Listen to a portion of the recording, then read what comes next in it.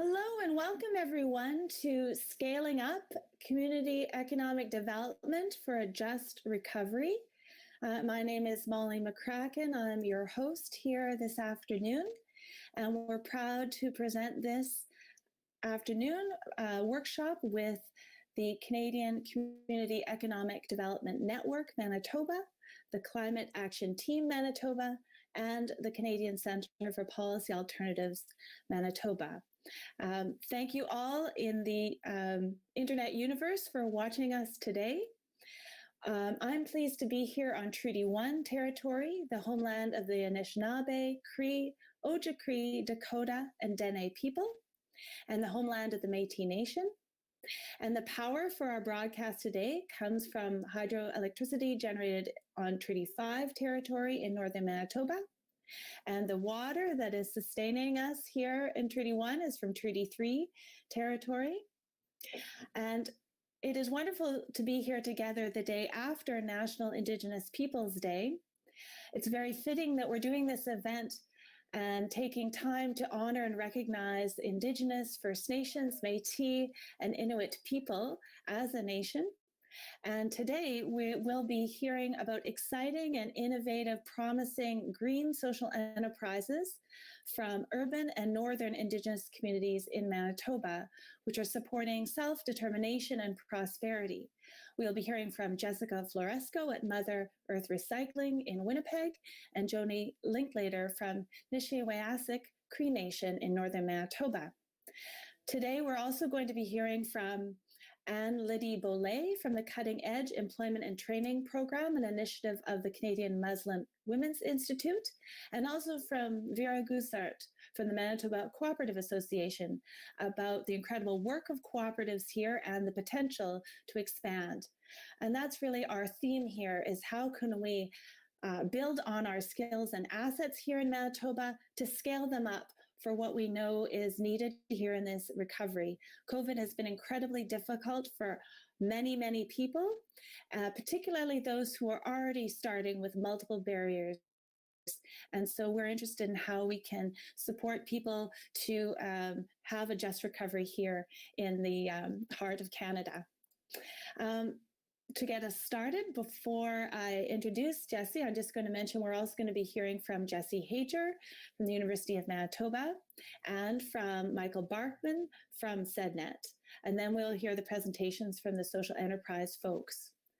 And for those of you watching on YouTube or Facebook, after the presentations, we will have time for questions.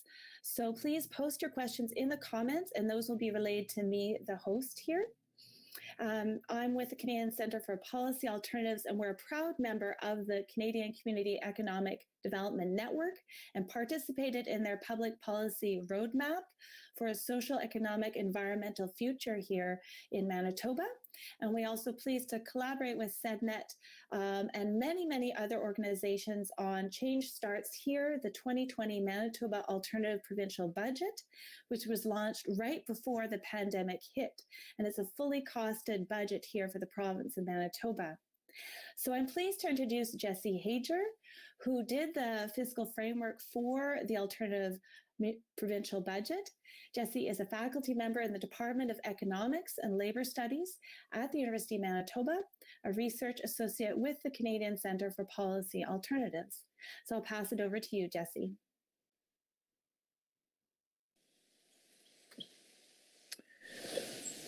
Thanks, Molly. We've all felt the impact of the measures taken here in Manitoba in response to COVID-19.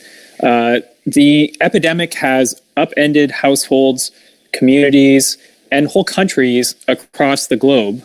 Manitoba, like other jurisdictions, faced and still faces significant public health, economic, and social challenges that are coming out of the pandemic. At least for the time being, the public health challenge appears to be under control in Manitoba. The deep social and economic challenges, however, continue to persist. The social impact of the economic challenges that we're facing are magnified by the underlying and entrenched inequality that have existed both before, after, and during the crisis. the result has been an unequal distribution of the burden from this crisis. We know that low-wage and precarious workers have borne the brunt of the job losses. We know women, non-unionized workers, small business owners, and renters have disproportionately lost their livelihoods in this crisis. White-collar, high-income workers, on the other hand, are doing much better. They're more likely to be able to work from home, and they've seen less disruption to their incomes. For those who are working in the frontline jobs, which have been deemed essential during the pandemic, precarious, racialized workers are overrepresented in these groups. They faced higher risks and stress associated with working through the pandemic. And we also know that even though we have some data challenges, that some early investigations are telling us that communities where racialized people are overrepresented are facing higher death rates. So with respect to the economic challenges, we had a small recent uptick in employment with our cautious reopening of the economy, but we still face an unprecedented level of joblessness. Our success in containing COVID-19 in Manitoba hasn't really translated into any advantage with respect to how our economy is supposed to do going forward. We have forecasts of reductions in GDP for 2020 of around 4%, and this is the largest one-time drop on record using modern methods of tracking our economy. So this isn't as bad as some of the resource-dependent economies who are doing worse, but it's comparable to most other provinces. We're going to put up a slide showing some historical data on unemployment rates for Manitoba, just to show what we're looking at here. But what we're seeing is the labor market data that's been released by Statistics Canada shows an unprecedented economic collapse.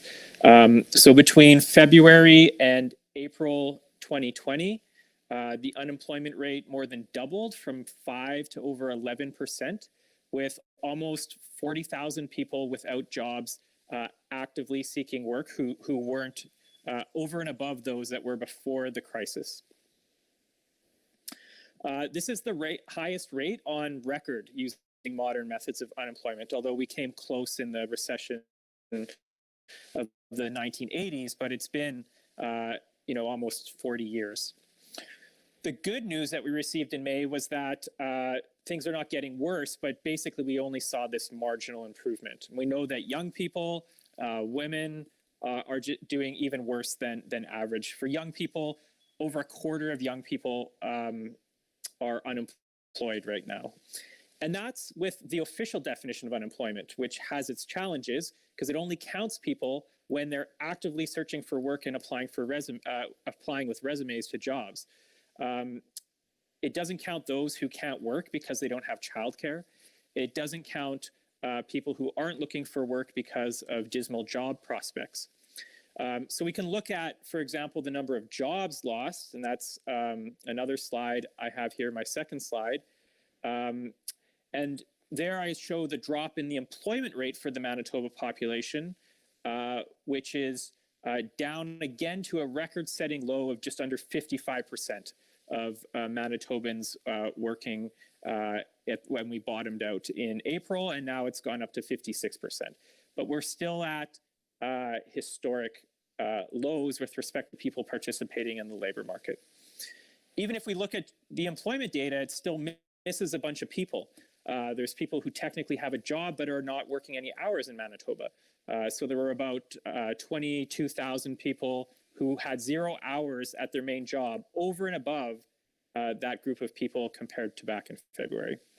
We know that losing your job has detrimental consequences, not just losing your immediate income, but also having trouble meeting your needs. But there's longer term effects of unemployment that's associated with all sorts of negative reductions in income and success in the labor market, in health status, and even how long you live. So there's a reason to be concerned about this context and for governments to respond boldly to ensure that we recover as quickly as possible for the crisis. So there's a growing movement now recognizing that we need a different type of economic response. It needs to be large. It needs to be ongoing. Several progressive public policy experts have argued that we need to recognize this moment as the potential for turning things around to reverse decades of growing inequality and inaction on climate change and underinvestment in social services. And these people, and I would be one of these people, argue that we need to move beyond conventional short-term thinking about responding to this crisis. We don't just need a short stimulus package. We need a long-term strategy that invests in people instead of just infrastructure, for example. So this includes more public, nonprofit, and community-based businesses. Support for cooperatives and social enterprises are a big part of that solution, in my view. We've seen the federal government respond really aggressively to the crisis and complimented for that work. The Manitoba government, on the other hand, has been publicly criticized for their response, for being too slow and not enough. And even what's been announced isn't being flowed out the door. There's been a focus here on cutting jobs and cutting costs. And in the middle of a recession, that's only going to make things worse. So there's a lot of challenges here in the Manitoba context. The province, however, is going to be really important to leading us out of this crisis. In Canada, provinces have responsibility for health, education, social services, and they're a lead in labor market and economic development. The feds can play a role in this if they have funding, and I'm sure they will, but we need that provincial partner at the table. So today we're talking about how governments, and in particular how the provincial government, can invest in community economic development, organizations, social enterprise, and co-ops. And with that, I'm going to pass it off to Michael, who can talk a bit more about some ideas in that area.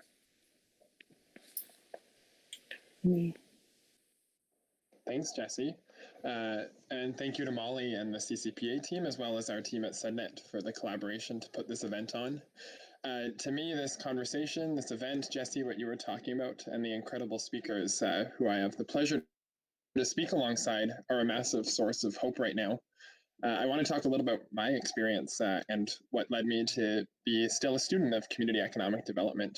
When I was a young student at the University of Winnipeg, I was taken by movements for climate action, like 2S LGBTQ justice and access to education.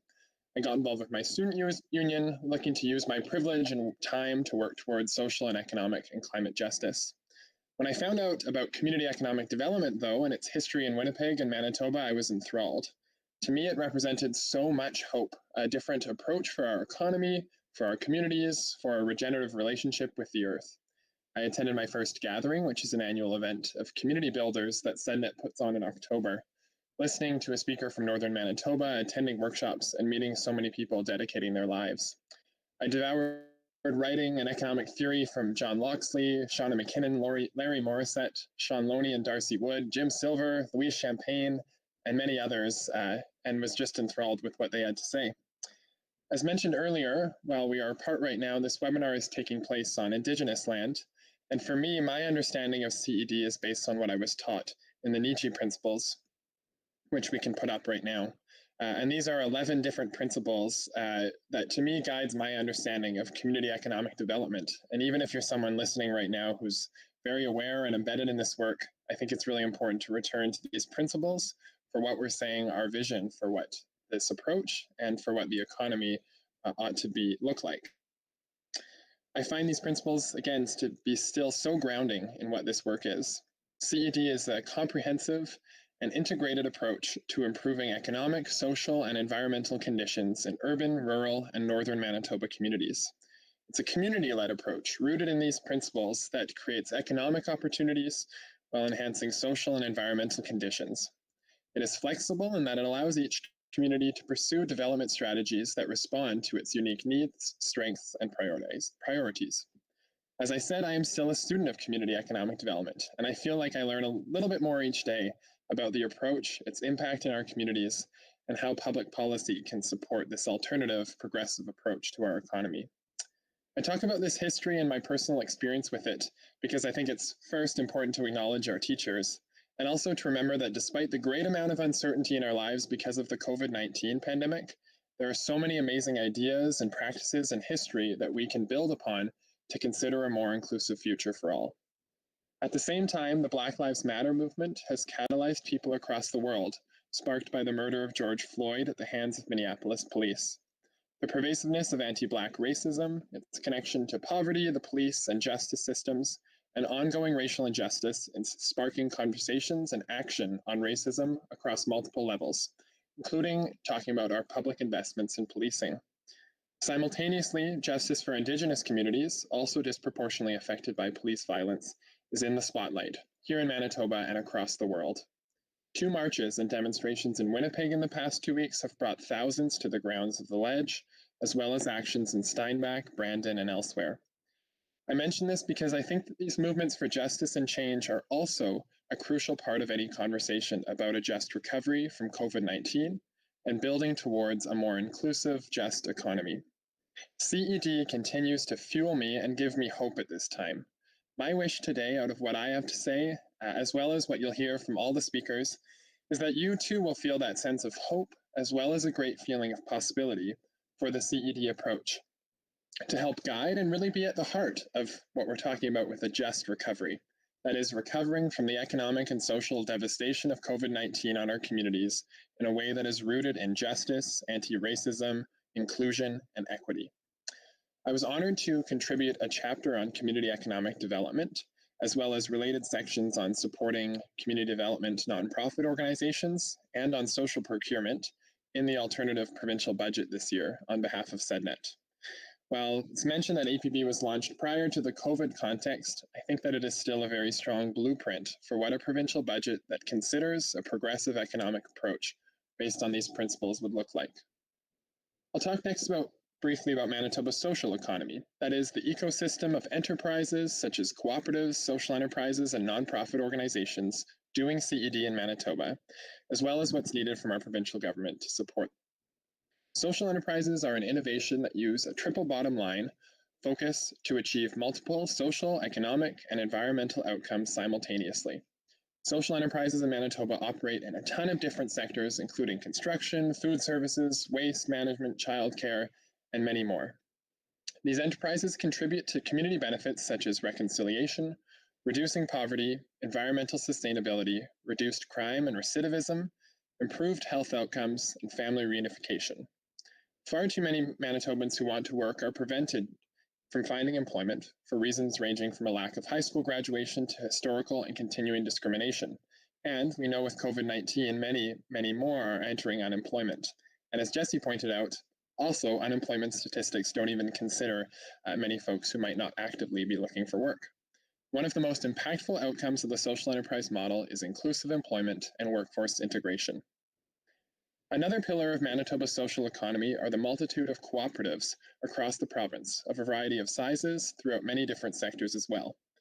Cooperatives help create strong local economies, root ownership locally, distribute profits equitably, and create jobs and services in communities where they are otherwise lacking. Historically, cooperatives have been incredibly important during times of economic recession or depression, including in rural communities and communities that have faced economic marginalization. Cooperatives are a sustainable business model given their collective ownership and statistically operate for longer than other new businesses. Today's webinar is saying that a just recovery, and indeed a progressive economics strategy for Manitoba, should be led with the inclusive, just, and democratic principles of CED at its heart, and that the use of social enterprises and cooperatives as vehicles for doing CED is essential in this process.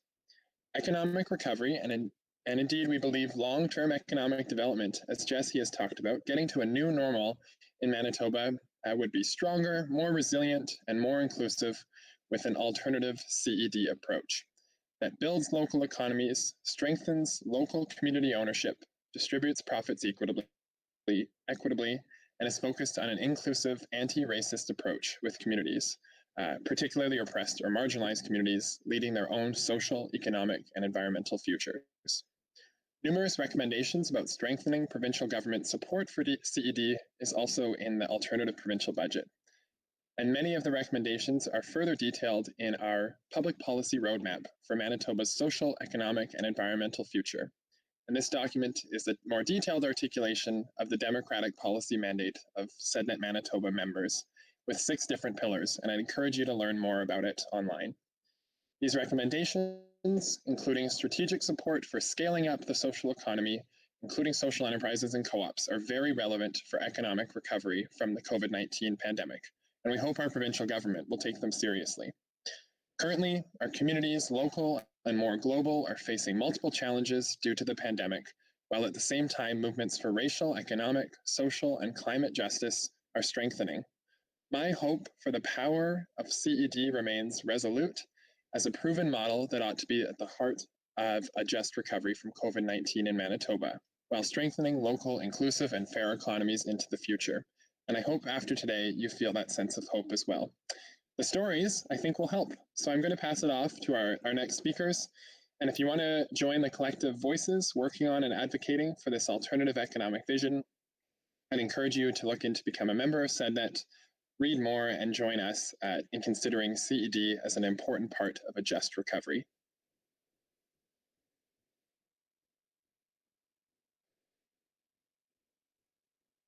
Thank you so much, Michael, for that excellent presentation. It's so interesting to learn about some of your teachers and your journey in this work.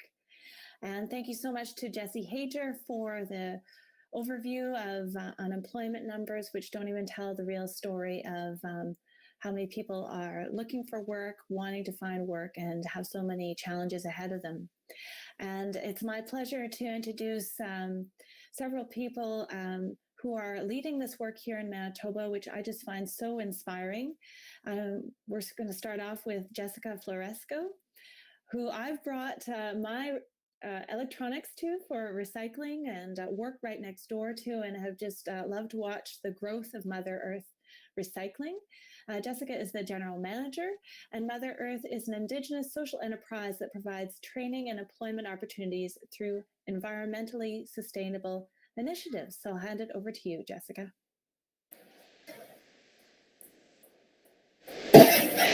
Thank you very much, Molly, and thank you, Michael and Jesse, as well, for all that background information and context for what we're talking about today.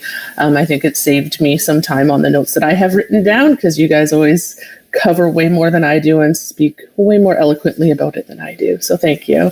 So a little bit about Mother Earth Recycling before I get started. We are a 100% Indigenously owned, operated, and staffed for-profit Indigenous social enterprise.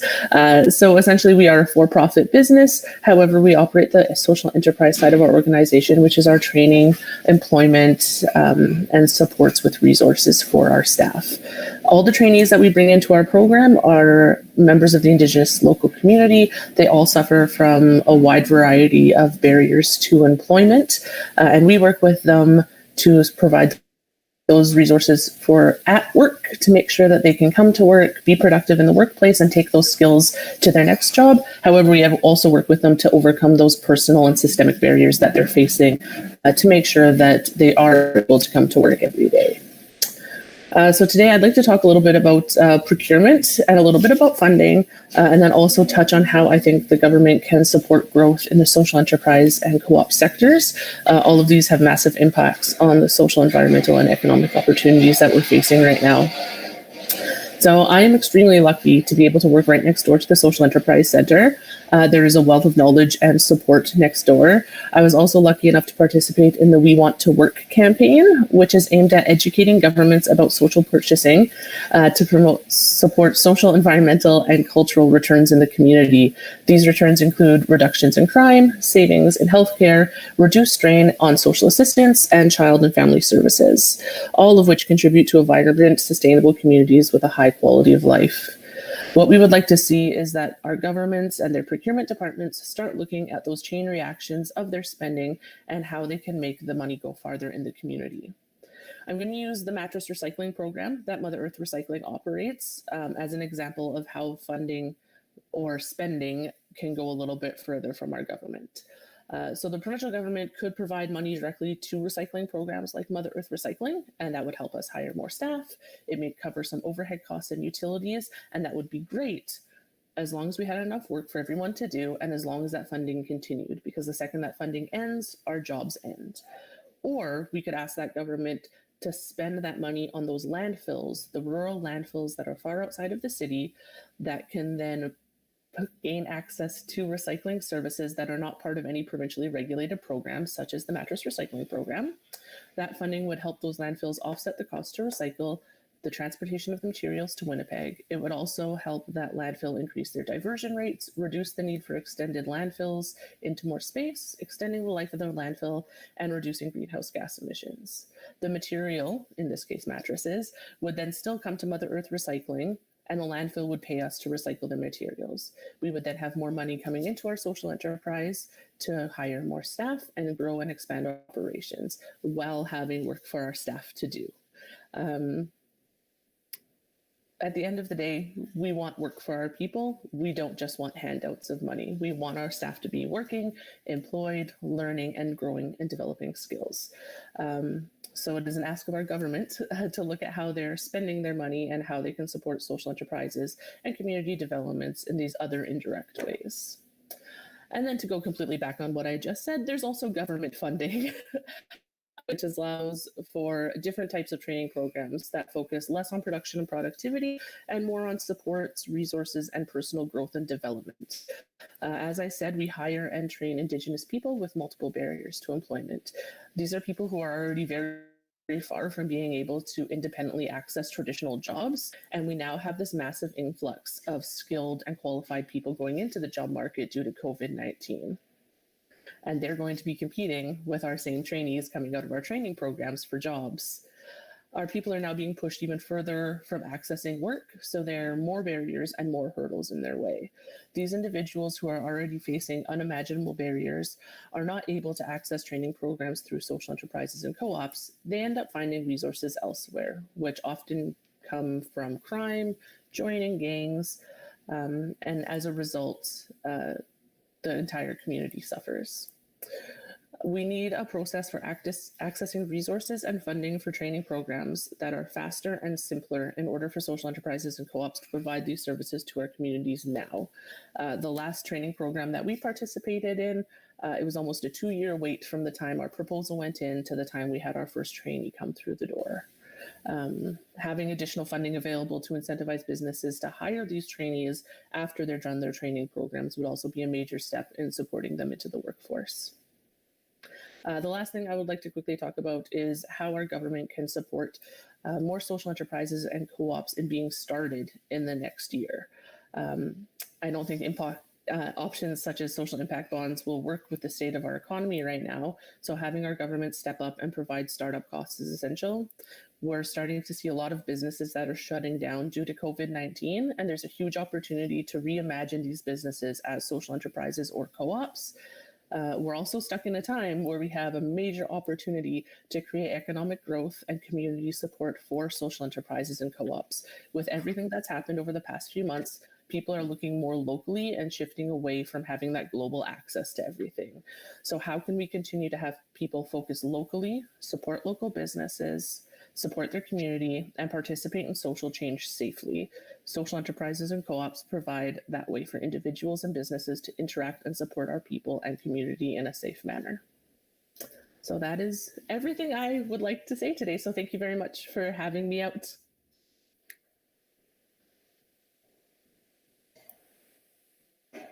Thank you so much, Jessica. That was amazing. And thanks for participating today. I really like how you link together the COVID crisis, what's happening in your work, what could be done, and, you know, all the benefits. It's really win-win-win. And so we really need to get this message out there to decision makers. And the We Want to Work campaign, I encourage people to check that out. That's a group of, as Jessica mentioned, social enterprises that are making the point that people do want to work, but they need some supports to ladder them in. And that's what social enterprises are doing. It's now my pleasure to introduce Jody Linklater, who is the Regional Center Coordinator at the a Tiskowin Training and Employment Center, ATEC, which is a 27,000 square foot community-based training facility at Nisichawayasihk Cree Nation, Nelson House, and the first of its kind on a Manitoba First Nation. And this February, our office had the privilege of publishing a report called Nisichawayasihk, Future Net Zero First Nation, documenting some of their work. So I'll hand it over to you, Jody.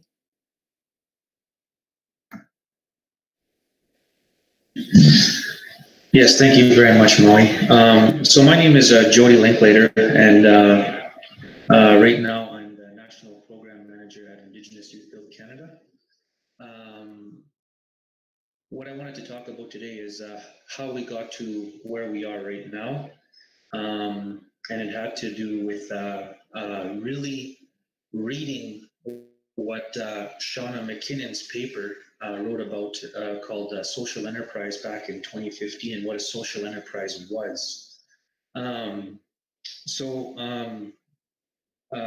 Say about, I think about in 2016, 2015, I went back to my First Nation and I tried to address the problems around unemployment that are very common on a lot of First Nations in Canada, not just Manitoba. So what we did was I basically looked at the environment and we were teaching, as an example, I'm talking about trades here, we were teaching level 1 technical training at our adult learning center called the Atoskiwan Training and Employment Center of Excellence, or ATEC, in Nisichawayasihk Cree Nation in Nelson House. And what we found was when we were teaching this level 1 technical training, I got this sense that it just felt like nothing was changing. I just felt like we were there doing the same thing over and over again, and we really needed to find a way to leapfrog 2 generations, I guess, to an area where the economy needs to be. And so I looked at what was needed in our First Nations since we were teaching carpentry. And we know that, like a lot of First Nations, housing is a major crisis. And so we really tried to wrap our heads around how we could, address this common problem and theme right across Canada in our First Nation. And so what I did was, the students are basically in class for 10 months, and so they have to pay to be in those positions, just like anybody else at a college or a university, for 10 months taking a level 1 technical training. And so I decided that I was going to bid on some homes. And so we decided to ask permission to bid on these homes. And there was a lot of pushback because ATEC is an education center. We're not in the business of building homes. But anyways, we still moved ahead, and we taught the students basic cost estimation on how to bid for homes. And we took this example of 11 students, and I gave them half an hour after we showed them. They bid on a home, and I guess these 2 houses, and a week and a half passed. We have received an envelope in the mail, and as you can imagine, we were awarded to build these homes. And the students didn't really understand what was going on. And I said, you guys, for the first time, I said, you're going to now be able to go to school for 10 months, get your level 1 technical training, and 50% of your time you're going to be getting paid the provincial rate as a carpenter to go and build the houses.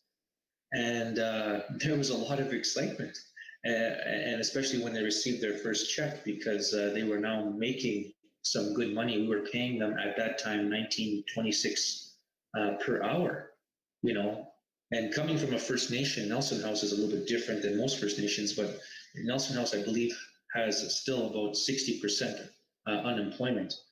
and for people to be making about $45,000 a year, that's where management usually starts, and at that wage scale. So they ended up building these 2 houses. We did it in 84 working days, and we had inspectors come in. They got to see the good work, and it was fantastic. And then what we addressed, which was really innovative, is that we needed the community to buy into an intake process that addresses for NCN all of the mitigating factors, I guess, which are barriers to engaging in long-term meaningful employment. And so we decided to put together this intake, this intake education to training pathway, which incorporates earn as you learn, social enterprise. And it took us 29 months to do, because the whole community had to buy into this. And it involves everything. It involves, how to deal with your mind, how to deal with finances, how to, it incorporated, the First Nation perspective, and it was all encompassing in one place. And if people had issues with relapse, as an example, which is pretty hard to talk about, the students had an option to go to a federally funded treatment center, get the treatment required, and come back and not lose their place in the education to training pathway. Some people relapsed 3 times, but they kept coming back. And right now, as an example, we've had probably over 700 people enter into our intake process. And the chief and council on our First Nation said, well, this is so great, take everybody that's a NEET student, not in employment, education, or training, basically on social assistance. And in our community, there was 554, put them through this intake process and let's see what happens. So we did.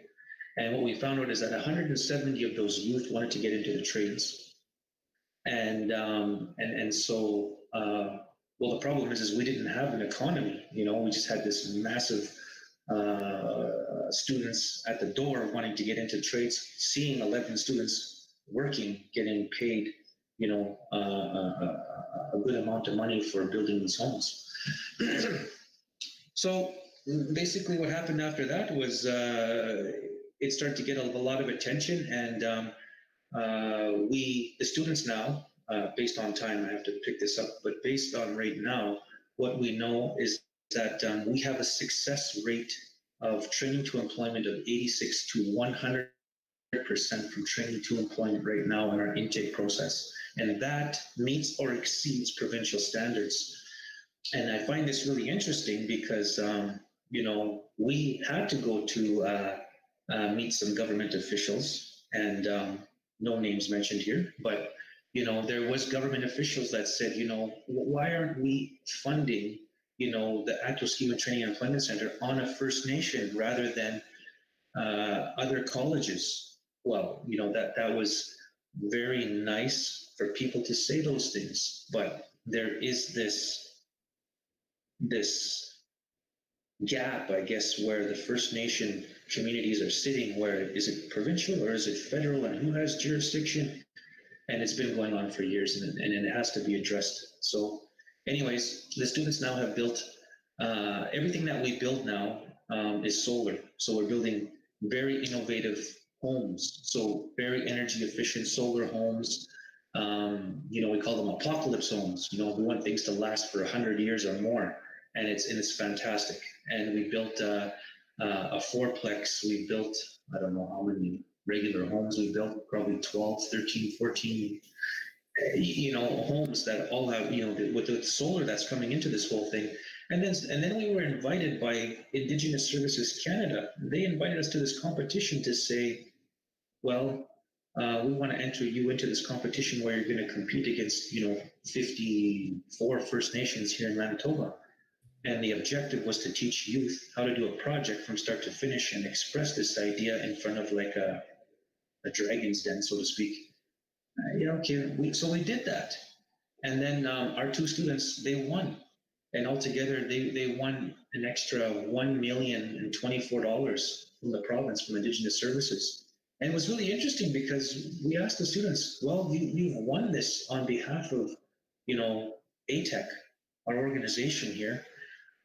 So what do you want to do? And they said, well, we want to build 4 more homes. And I was just like, wow, and I was just amazing because they saw the impact of that. And so they took that money. The homes are built. We built them all. We built the 4 homes. There are solar panels on them, and it's fantastic. So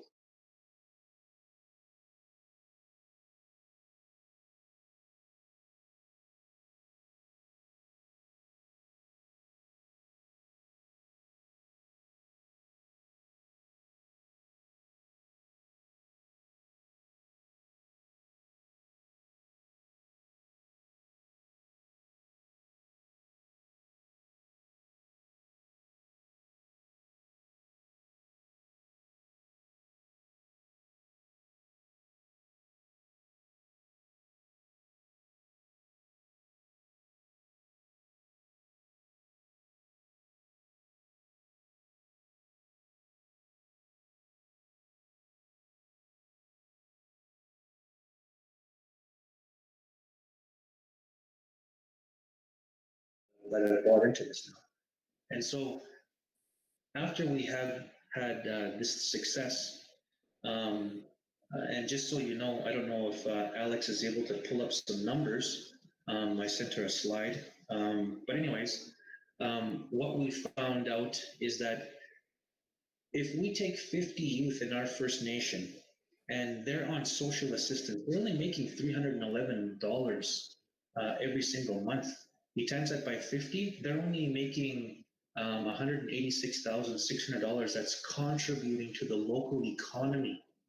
If I take those same 50, which we did, we pay them the apprenticeship rates, which we did, what we found out is that they were able to generate $2 million that stayed in the local economies. Also, we have 50 people from 50 different homes now that learn how to do elementary maintenance on their homes.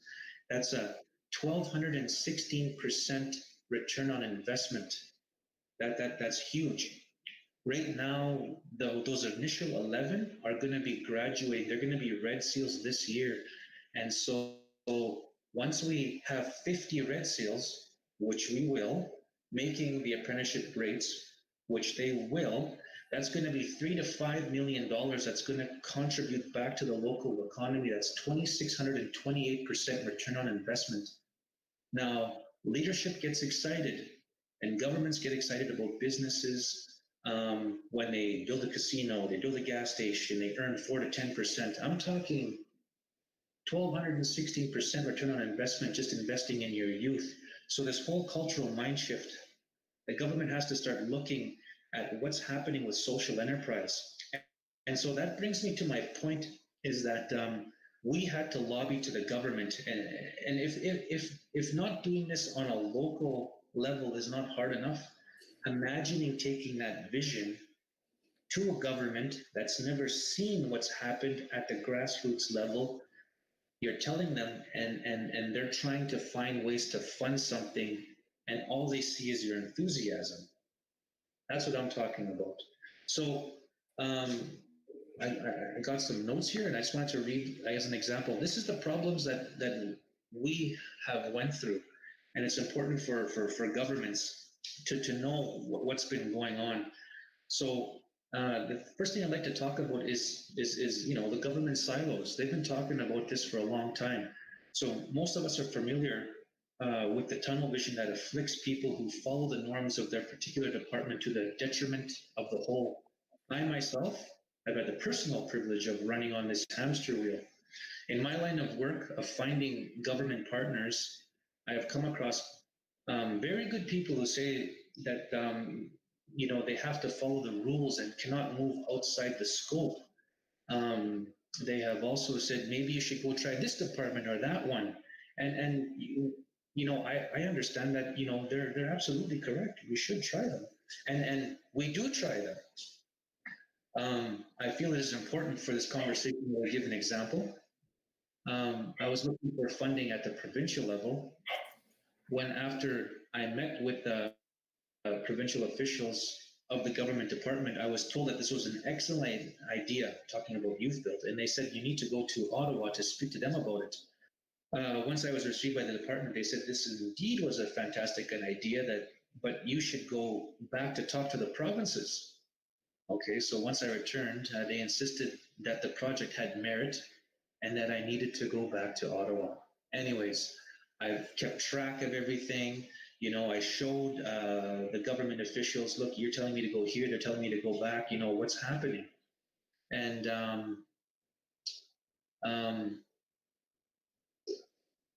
the problem with silos is that, they show up in duplicate work. There's a lack of synergy and little knowledge of transfer of economies of scale. In saying this, I also believe that without silo compartments, large organizations would drown in the sea, of chaos. So a possible solution, if I may be so bold, is communication and policy change would be required. The willingness to change past behavior has been on the surface for a while, and this new mechanism we're all searching for, may have the ability to change government to government relations. The First Nations of Canada have been very vocal on the removal or transfer of government funds directly to individual nations. Maybe this is the beginning of a possible solution. The social enterprise model, where local community organizations collaborate openly and meet frequently, pooling resources together under a united vision, whatever that vision is, does work. And the results from such a variety of funding partners is evident.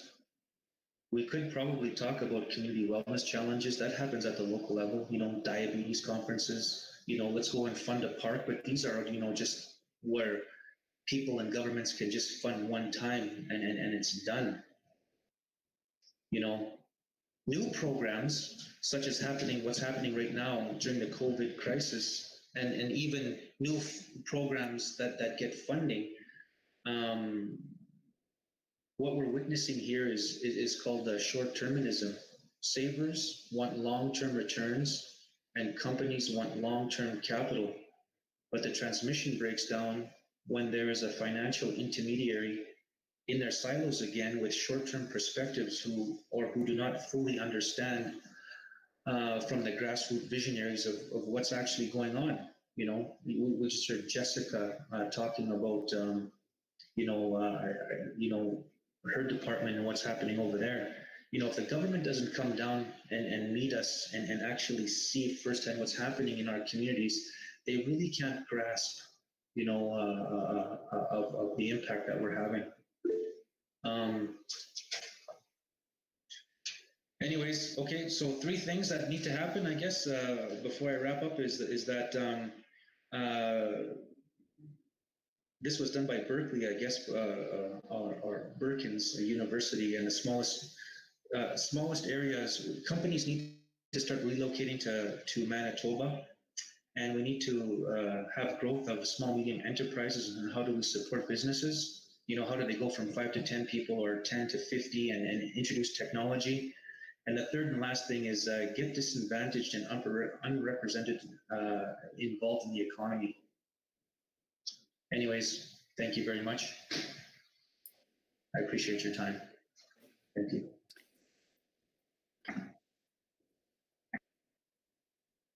Thank you so much, Jody. There's a wealth of information and knowledge there, and I'm so impressed with everything that you're doing with Youth Build and with Atascowin Training and Employment Center in Nisichawayasihk Cree Nation, Nelson House, which is closer to Thompson in northern Manitoba there. And yeah, the return on investment, as you explain, is just huge. So how do we get governments to respond in ways that the community needs them to respond to help grow these exciting initiatives? Because as you say, they've got the triple bottom line: social, economic, and environmental. So it's just great. We do have some questions for you and Jessica from our live streams. Thanks so much for asking those questions. We have 2 more presentations, then we'll go to the questions segment of our afternoon. And thank you all for joining us. This is great. I'm really learning a lot from Jody and Jessica. And now I'm going to turn it over to Vera Gossaert, who is the Executive Director of the Manitoba Cooperative Association, which is the Provincial Association of Cooperative Organizations. MCA was created by its members to enhance and support the development of the cooperative movement here in Manitoba. So over to you, Vera.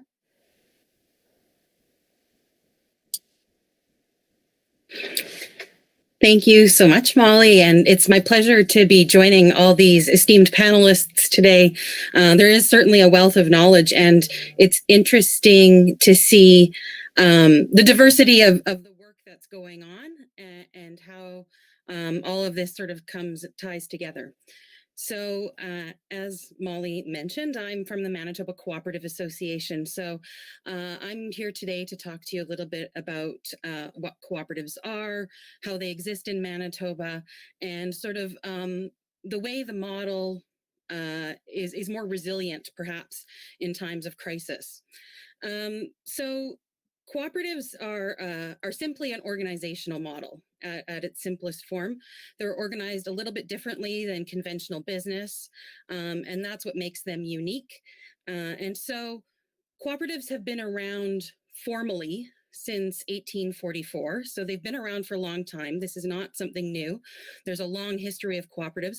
But even before that, cooperatives informally have been around for centuries. People have always worked together to meet their common needs. We've seen that, across different cultures, across different geographic areas. There's multitudes of examples in ways in which people have collectively worked together for mutual benefit. And really, at its essence, that is what cooperatives are. So cooperatives are defined by the International Cooperative Alliance, which is a group of cooperatives from around the world.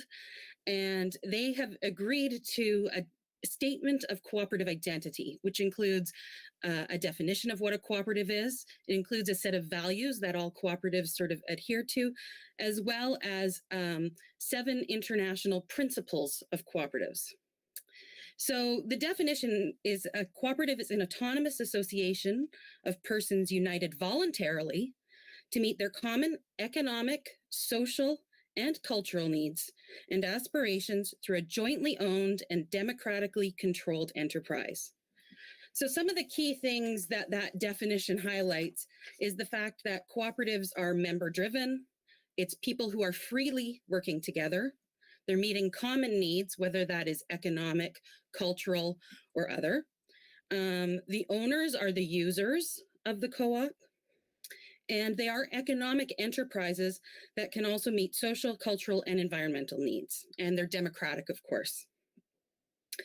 So I know in Michael's opening comments, he did mention the Nietzsche Principles. And I think really good organizational practice is founded in values and principles, and that helps guide organizations. And cooperatives are certainly no different. And cooperatives are governed by 7 internationally accepted principles. And what is interesting about the 7 principles is that they are really derived from that first cooperative in 1844. There were 6 principles. We now have 7. They added another principle in 1995 as a General Assembly of cooperators from around the world. But they do align quite nicely, actually, with the Nietzsche Principles of CED. And so I think it's neat to look at the importance of having sort of these statements of identity and these principles-based work as we're trying to build something more than just, trying to support broader community, I guess I'll say. So in Manitoba, we have about 300 cooperatives, and they operate in a whole variety of sectors.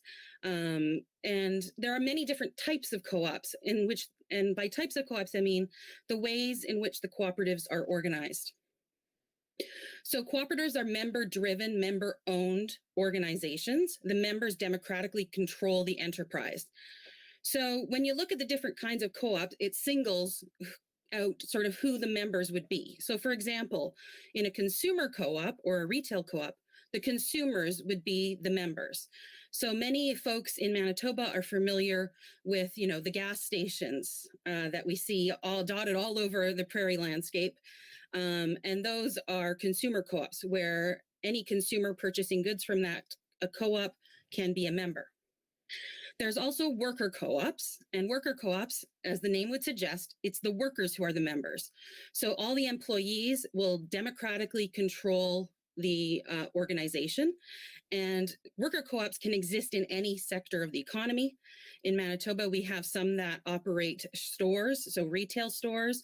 We have some that are operating sort of consultancy firms where the employees are the members, owners, and democratically control the organization. There's also marketing or producer co-ops, and those kinds of co-ops is where the producers of the goods are the member owners. We've seen this a lot historically in agriculture, where agricultural producers will collectively pool their products together and form a cooperative to market and sell their goods. But in Manitoba, we also see that a lot in actually the arts, where a lot of artists will collectively come together to market and sell their art. We also have housing co-ops in Manitoba, and that I think quite a few people are familiar with. Housing co-ops where the members are people who are getting housing from the cooperative, and so they democratically control their housing situation. We also have financial cooperatives, credit unions, who members are people receiving financial services. And then the other thing that exists in Manitoba is a multi-stakeholder co-op, which is something that was introduced more recently in Manitoba in 2011, that allows for co-ops to be created with different kinds of members. So you could have one co-op with both producer, consumer, and worker members, and they all would have an interplay, but it would still be democratically controlled, which provides some interesting complexities. So all of this is to say that the cooperative model is incredibly flexible, and it allows for many different orientations and can exist in many different sectors.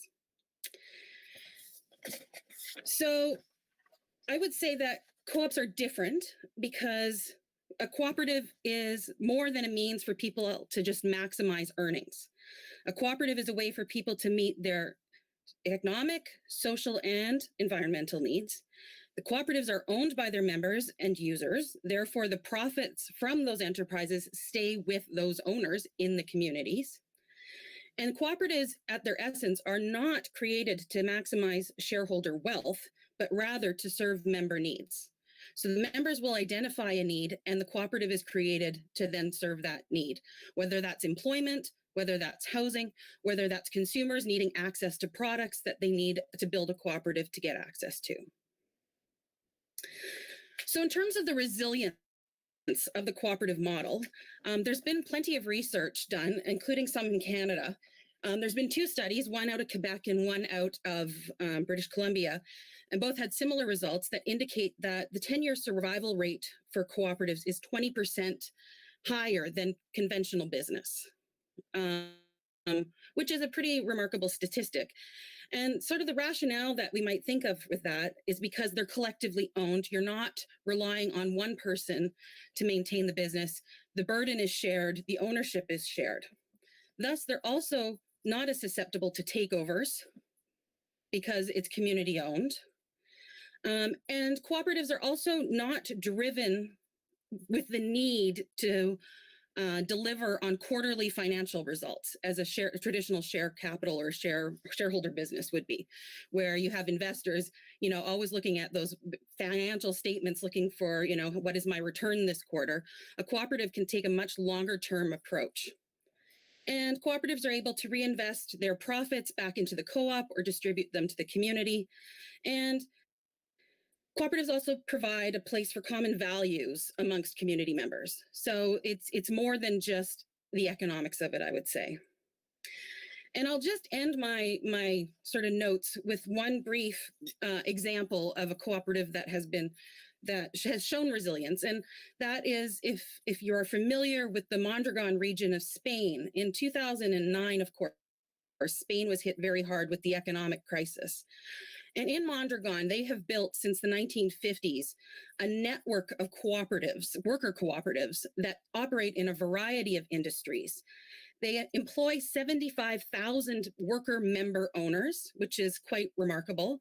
And they are, quite strong. And when Spain was hit so hard by the economic crisis, that region in Spain had a 10% lower unemployment rate than the rest of the country because of the strength of the Mondragon group in that region. So the Mondragon cooperatives are very interesting because in the crisis, certainly some of their business units suffered, as every economic sector in Spain really did, particularly their manufacturing on household goods. They had a cooperative called Hajer, which produced home white goods like dishwashers, stoves, that kind of thing. And that company went bankrupt. They had to shutter that operation. But rather than laying off all those people, because they were networked within the broader cooperative group, they were able to redeploy those employees within other cooperatives in the network, which was just remarkable in terms of maintaining employment and the stability of employment. Other decisions the cooperative made at that time was, rather than have mass layoffs or a large portion of layoffs, everybody agreed we're all going to take a pay cut in order that we all can maintain our employment. So decisions like that could be made. It's interesting to note too, in terms of payroll at Mondragon, they do have wage ratios. So in some of their co-ops, it's as low as 3-to-1, where the highest paid person will only earn 3 times as much as the lowest paid. On average, across the Mondragon co-ops, it's a 5-to-1 ratio, which is quite incredible. And what it means is that upper management is paid less than competitors. Middle management and professional people are paid about the same. And then the lower earning people within the cooperatives are actually paid 13% higher than in conventional enterprise. So it decreases that income gap, which is just fascinating to allow them to do that, because they're looking at the collective good as opposed to wealth generation for one person. So I'll leave my comments with that. I know we have lots more to hear, so I'm eager to hear more. So thank you.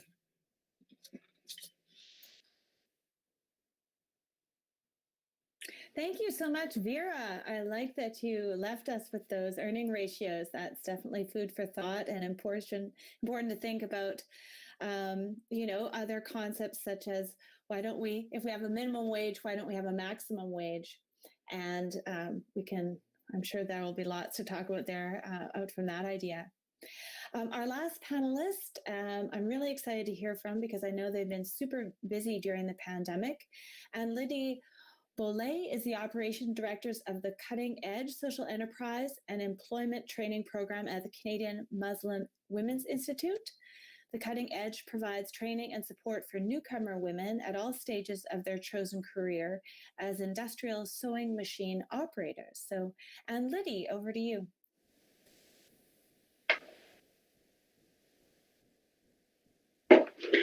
Thank you, Molly. I'm pleased to present on behalf of the Cutting Edge this afternoon. The Cutting Edge is the social enterprise program of the Canadian Muslim Women's Institute. CMWI was founded in 2006, and this social enterprise program has very much been at the beginnings of the hopes and dreams of its founders and our board members. And the goal of our institute is to promote, empower refugee and newcomer women and their families socially, economically, and spiritually. CMWI hosts a wide range of programs ranging from a halal food bank to money management classes. These programs cater to the needs of the longtime residents, new immigrants, and those who come from refugee situations. The Cutting Edge is an employment training program that provides a platform for newcomer women to launch their careers as industrial sewing machine operators and provides continuous support in all stages of their careers. When newcomers arrive to Canada, they bring with them many skills, but find themselves facing barriers to employment. It's often a very much harder journey to employment than they would have ever thought. Some of these barriers are not knowing how to prepare a resume for Canadian norms, lack of Canadian work experience on their resumes, lack of references, lack of experience with Canadian workplace culture, not knowing how to access the employers, language skills, and family situations making it difficult to be able to work full-time. At the Cutting Edge, we've developed a training program in consultation with local sewing manufacturing companies to ensure that we're training for the current employment opportunities. This training program has 3 components: industrial sewing on a variety of machines as per the requests of our employment partners, lock, stitch, sergers, other specialized machines; English for employment, learning how to communicate with a supervisor and industry-related vocabulary; and employment counseling, which includes resume preparation and interview skills. We work together with employers to match to their key hiring dates and customize the program length to the specific needs of the newcomers.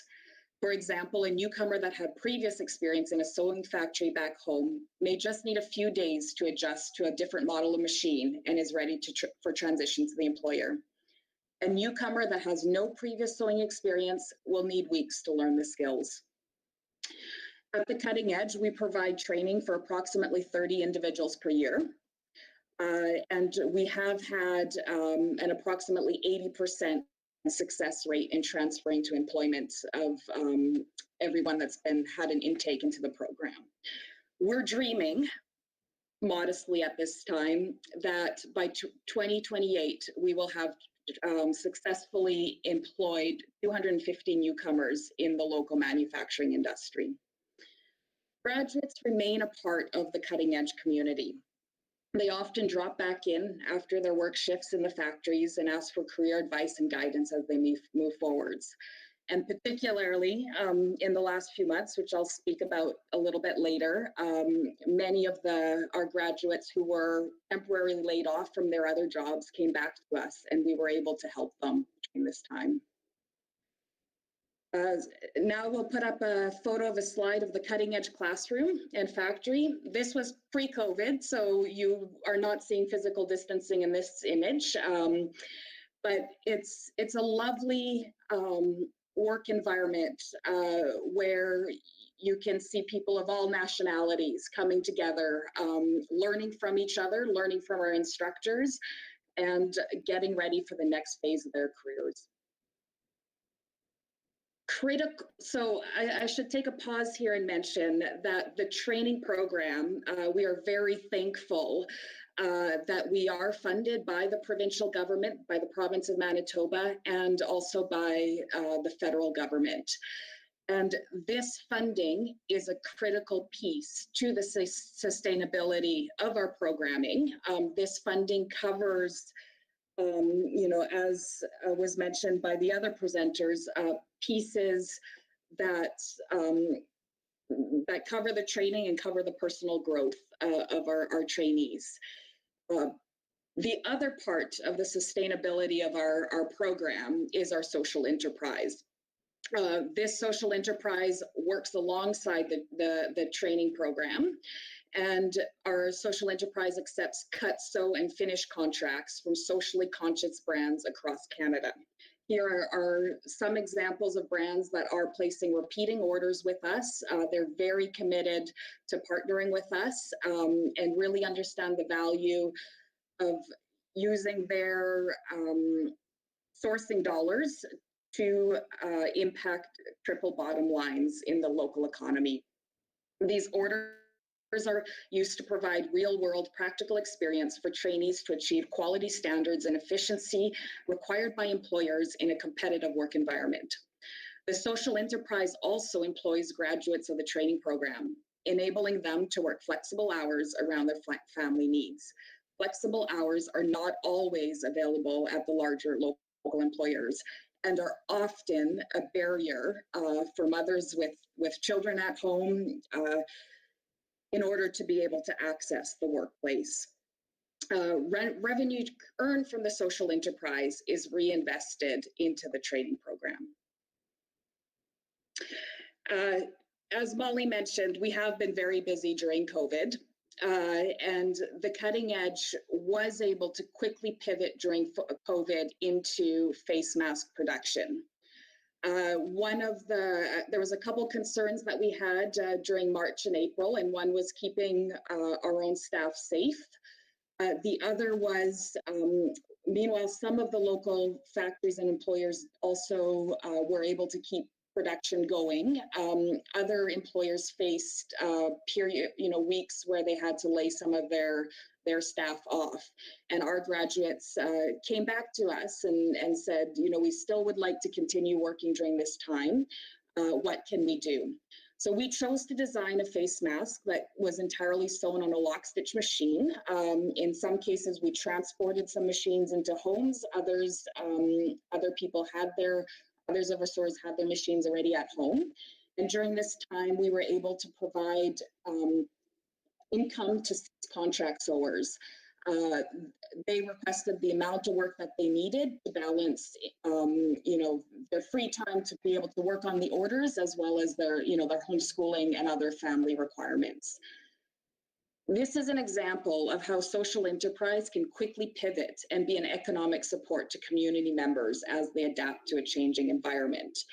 Our face mask production is still ongoing. We're still receiving orders, and we're now actually at a stage where our previous brands, the ones which I mentioned previously, they've now replaced orders in our production. And so we're going onwards for a few months.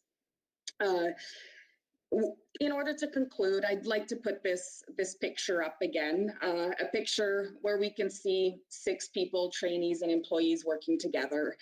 And I just want to ask us to dream. What if together as a province, we can create an environment where social enterprises continue to flourish? What if all levels of government can include in their strategy that a small percentage of their purchases can be purchased from social enterprise? I'd love to be able to say in 2028 that we haven't impacted only 250 persons, but that we've impacted 500, 1,000 newcomers, and that they have become, as they wish to become, taxpayers and are themselves contributing and reinvesting in their local economy. Thank you.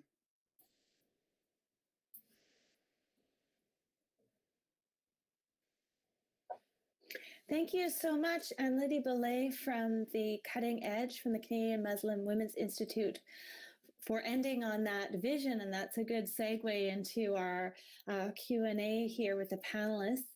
And thank you so much for all your work at Cutting Edge for the face masks. I know lots of people are using them, and they're really giving back to the community. And I think we're often so busy doing the work, particularly people in social enterprise, that we don't have a chance to share the successes with a wider audience. So hoping that this recorded panel, people are watching now and then also can be watching into the future, so we can help scale these up.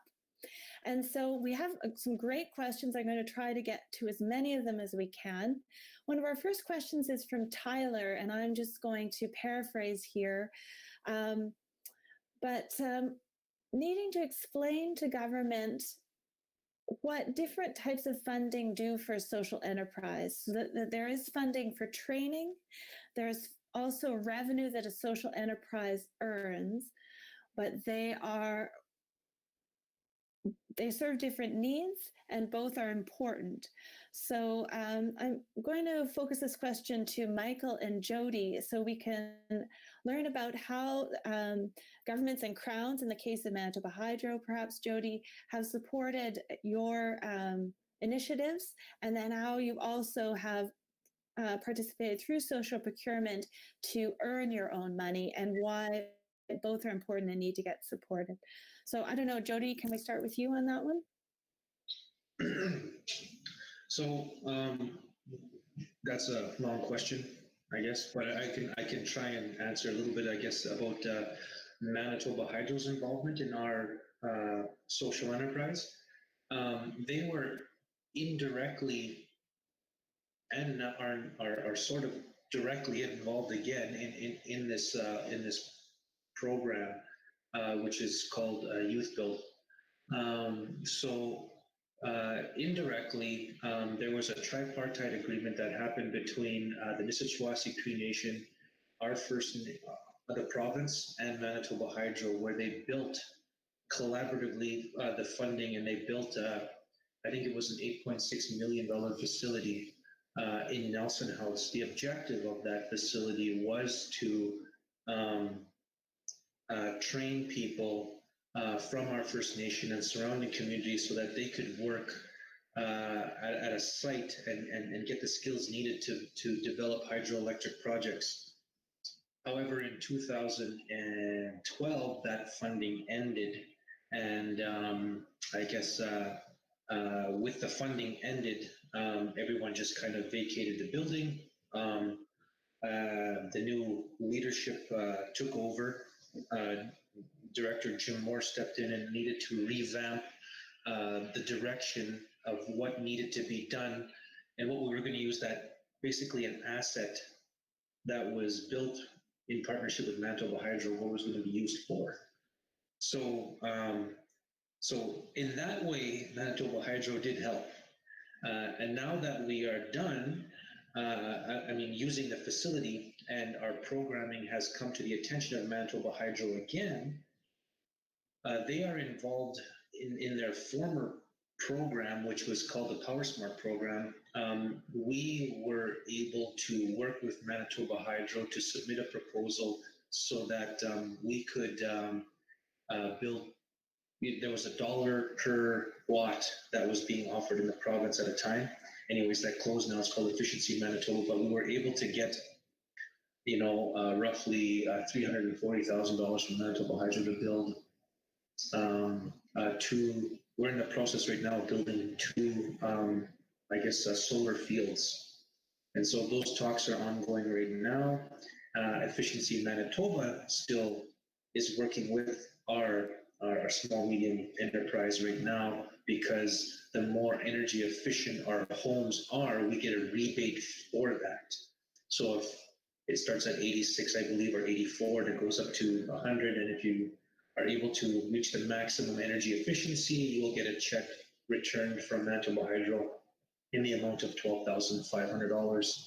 And so if you're building fourplexes, eightplexes, whatever you're building, you can, it really adds up quickly if you're able to show the energy efficiency of those homes. Okay, thank you. Okay, thanks. Yeah, maybe I'll turn it over to you, Michael, about different sources of revenue. Training money, social procurement, and self-earned money. Yeah.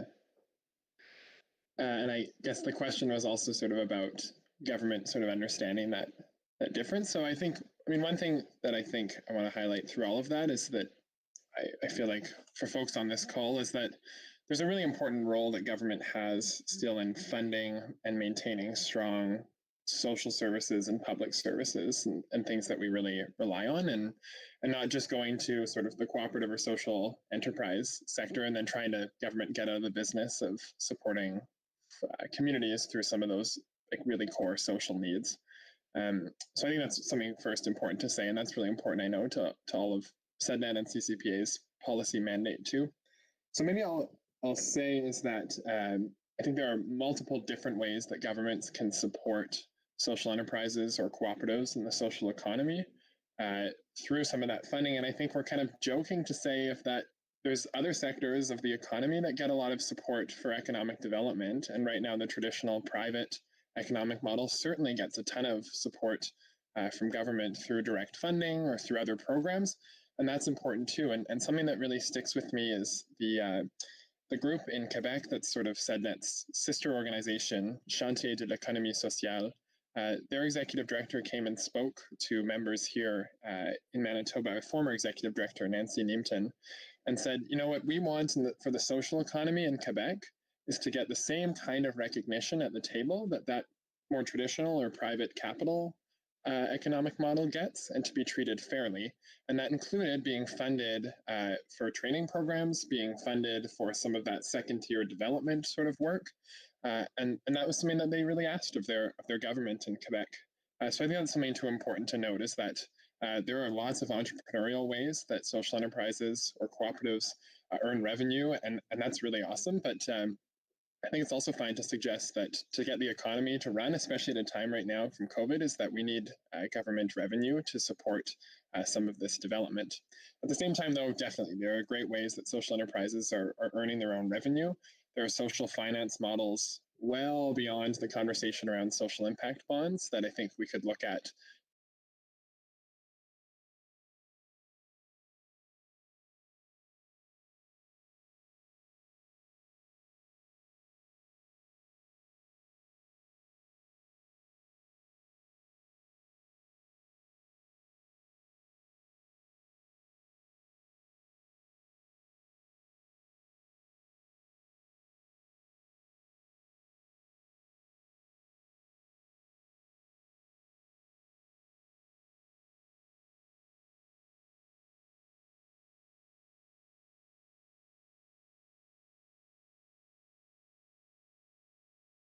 Of what government funds.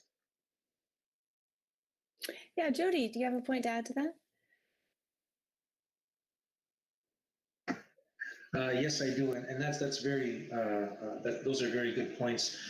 What's really interesting too is what's happening again in northern Alberta. There's a First Nation company called Caribou Mountain Construction that's being led by Edward Martineau, and the chief up there. I guess the government announced, $1.2 billion to the province of Alberta to go and look at mitigating and addressing the abandoned and orphaned natural gas, shafts that are in Alberta. And so what's really interesting is that, Canadian Solar, as an example, is a very big partner looking at how they can work on, First Nation territory and how to address these government issues. And they're working on a partnership right now, which, could involve, as an example, long-term meaningful employment, but also education.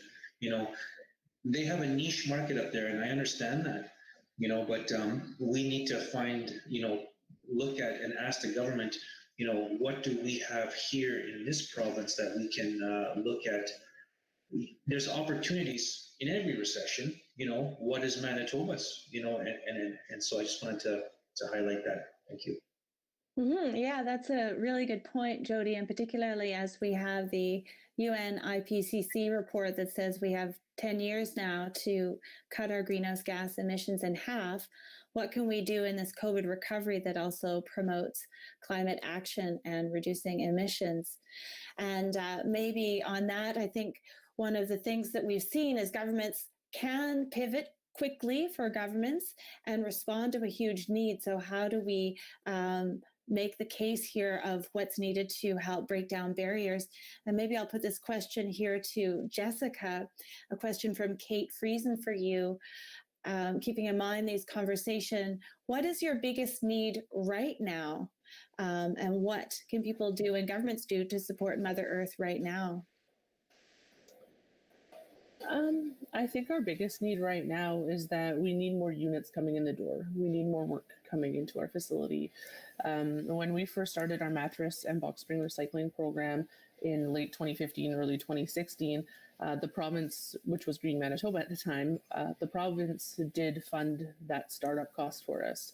And it really helped us get our feet on the ground, get some partners on board, and build those connections to be able to keep it viable and going past that funding that was available to us. However, once that funding was up, we really haven't heard from the government again. They invested a significant amount of money into our organization. So having some follow-up with them to find out what other kind of supports are there, not necessarily financial supports directly to our organization, but if there's opportunities for them to find those supports for, like I said before, the landfills, to promote their recycling programs, or even to retailers. One of our biggest partners is IKEA Winnipeg. They've been phenomenal in supporting us. If we can get other retailers like them on board doing this program, it would make a huge difference. So if there's a way that the province could incentivize them to participate as well. So really having that open dialogue with the department that we work directly with would be a huge help. Thank you. And Lydia, I'm wondering if you could also comment on that. You know, what's something that we can do right now? And I particularly wanted to note that I understand you're working mainly with women, women who are newcomers or refugees, and we've seen that be disproportionately impacted as a she session here with COVID, that women's employment, women are more likely to be in low wage work, to have been let go due to COVID. So I'm just wondering if there's a gendered analysis that you can help us with as well in this. What's one thing we could do right now to help cutting edge? And would you say also women workers? Yeah, well, what we saw at the cutting edge is a lot of the women in our community were just facing added challenges with the added workload of childcare, and they had to become really creative. And I think that they rose to the occasion of looking for opportunities where they could still get a flexible income, and we were very happy to work with them. But I have to say that personally, it was a real mind. Even though I've been working with women for a long time, it really hit home to me that there are barriers that women face. Even the local manufacturing industry is. It needs to be a full-time job because you need to hit certain efficiencies to run a factory that will earn the profit margins that you need to stay alive. So it is a very difficult environment to work in if you have children at home. And at the cutting edge, we're keeping on trying to work at providing more and more flexible hours. What's the support that I think I lost a bit of my train of thought, but the practical help, the next steps, the cutting edge is a smaller social enterprise. We are getting our footing, getting ourselves established, and we've been really thankful for the brand partners that have joined us in this journey and are placing their orders. I think when we're looking at government involvement in getting the social enterprise to the next level, we do know that there's a lot of government purchasing departments that have limits of smaller orders, purchases that can be done with credit cards. And just educating those, becoming interested in those departments into what they can do. Come and visit us. Let's organize a guided tour at the factory. Let's brainstorm products that we can work on together. Okay, thanks, Anne-Lydie. We're just going to wrap it up very soon, but I'm wondering if I can hand it over to Jesse to give us, one of our questions was, how do we relocalize investment for the green recovery? This is from Marianne Sorelli. Instead of throwing away investment on global enterprises by making sure governments prioritize local economies, as we've seen the triple bottom line from our speakers today. Wondering if you can talk about what governments can do to make sure that money is invested locally in social enterprise and in co-ops, maybe now and in the next larger time frame, whatever that may be with COVID. Over to you, Jesse. There are examples in other jurisdictions where we've seen support set up, in particular specialized funds that aim to lend specifically to these type of enterprises. Quebec in particular is a jurisdiction that has come up with these different type of vehicles. In Manitoba, there seems to be a real hesitancy to go in that direction, and I think that needs to be gotten over and addressed. I also believe that the scale of the crisis that we're in right now is we can't rely on the private market to generate the demand for these enterprises. So I think, yeah, it's important that we get the financing there. It needs to be there for the co-ops and social enterprises to access that meets their unique needs, right? They need patient capital. You can't expect it to be paid back with a return in the same way that, for-profit regular businesses are operating because of their triple bottom line. But we also need the government to step up with generating demand in the economy, because right now demand has totally tanked. So we need a Green New Deal. We need investment in not just infrastructure, just paving roads, but we need climate change resilience. We need to shift our economy in that way. There's a lot of unmet social and environmental needs out there. We need our governments to go into debt right now and support that project. Otherwise, we're going to be in a situation where we're going to be in a prolonged economic crisis that's going to hurt everyone. Thanks, Jesse. Yeah, I would add to that training, making sure training and education strategies are there to support people with life skills and the kind of things that social enterprises do so well to help people. As Jody mentioned, I love that, the partnership with recovery facilities so that participants can go if they have need some support with mental health or addictions, and always know that they can come back and that there is that support for that, so that we can then build up these social enterprises and cooperatives and things in Manitoba. Public transit. The absence of Greyhound means that we can have better transit between northern Manitoba municipalities and within towns and cities. Housing, we have some of the oldest housing. We could retrofit it all and make sure it's all built green. And food security is another potential here we've learned a lot about. So on that note, I hopefully end on a positive note. There's lots of ways to get involved. Thank you so much for watching us here today, and thanks for your patience. I want to thank Alex Denka for being our tech support here, and we're hoping to do more of these in the fall, so stay in touch and we'll send you information about that. Thank you to our incredible panelists for your time today and for all the work that you're doing in our community, and thanks so much, everybody. Take care.